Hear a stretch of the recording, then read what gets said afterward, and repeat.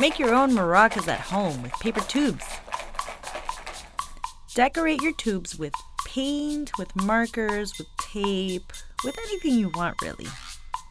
Just make it colorful, make it fun. Make it show your personality.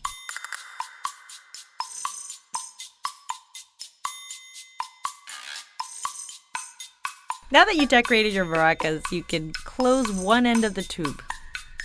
Just fold it down flat and tape it up. Nice. Look at that.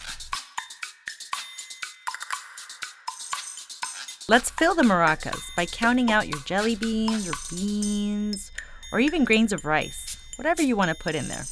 But make sure each one of them has 10. 10 beans, 10 grains of rice, whatever you want to put in there.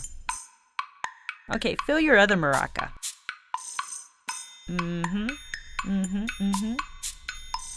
Seal it up. Do the same thing you did in the beginning. Just make it flat and tape it down. Yeah. Shake, shake, shake. Whoa.